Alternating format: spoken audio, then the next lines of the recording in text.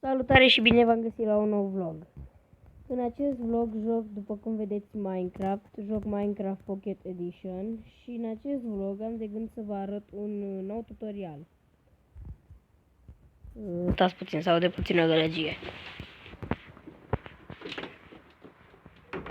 Gata, am închis ușa. Da. Și după cum am zis, vreau să vă arăt un tutorial. Cum să faceți niște jeburi. Poate unii dintre voi știți ce sunt alea, poate unii nu. Jeburile sunt niște oi multicolore care își schimbă culorile. Și da, să începem. Vă trebuie o nicovală, cum se numește. Nu vă trebuie neapărat asta cu very damage, nu știu ce. Vă trebuie doar una, oricare ar fi. O puneți pe jos. Vă trebuie și o etichetă. Intrați, puneți aici etichetă, name tag și scrieți J-E-B. Nu, stați, trebuie jeb fără spațiu. Și aici o liniuță de asta, da, cu o liniuță de acolo. Dați să vi-o prepare, stați să găsesc unde e asta, jeb. După aia, spawnați oaia. Ești prea mică tu. Spawnați oaia, luați asta, name. Și după cum vedeți, oaia își schimbă culoarea. Și hai să facem mai multe. Una. Mamă, dar numai uite mici. Name. Și asta își schimbă culoarea. 2, 3. Name. Name. Uitați, se schimbă culorile. Da, și încă un truc micuț. În Nether, ăsta cred că sigur îl știați. În Nether nu poți dormi. Dacă pui patul și apeși pe el, bum, explodează. Exact, repede. Pac! What? Îngropăm porcul. Mama, am făcut și eu un iad. Și ăla rămâne acolo blocat. Yo, ia stați așa. Îl înnec cu apă. Da, în care că nu v-ați dat seama, eu sunt pe creativ. Wow!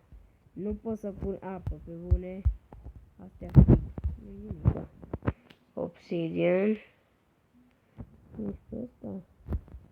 Atunci luăm dirt. Așa, fac. Nu pot frige totul. Și da, dacă vă întrebați cum arată caracterul meu, așa arată caracterul meu. Skin-ul de fapt. Skin, stați așa. Unde era?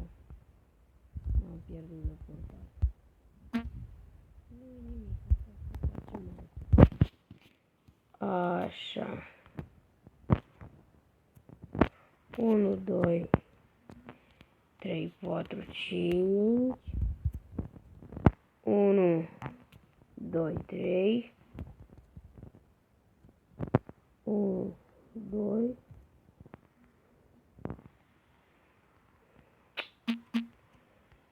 Îmi pare rău, știu că se aude foarte rău când sparg blocurile. În episodul ăsta nu prea știu să mă uit. Dar în vlogurile trecute se spărgeau foarte rău.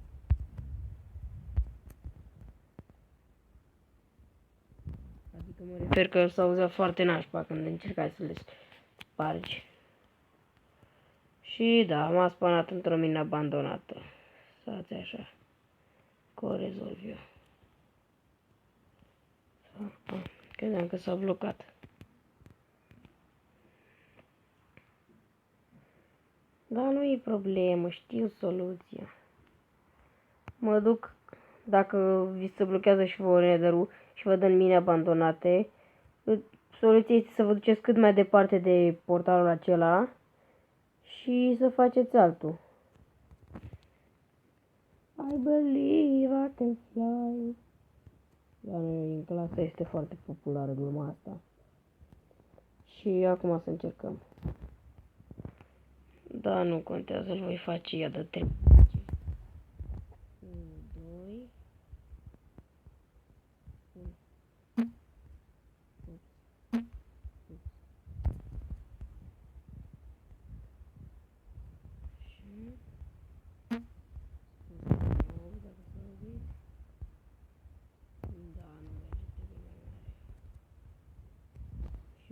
1, 2, 3, 4, 5. 1, 2, 3.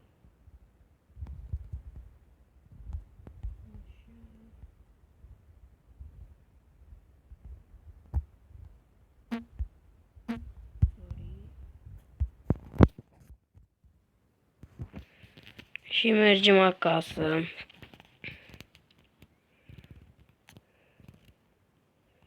Și văd că m-a dat undeva în deșert. Și da, cam atâta a fost și cu episodul de astăzi. Dacă v-a plăcut, lăsați-mi și mie un like. Eu sunt de felul un cerșetor de like-uri, de abonați, de chestii. Și da, dacă v-a plăcut, nu uitați să dați și voi un like, pentru că mă ajută foarte mult. Dacă sunteți noi pe canal, să vă abonați. Și noi ne vedem data viitoare.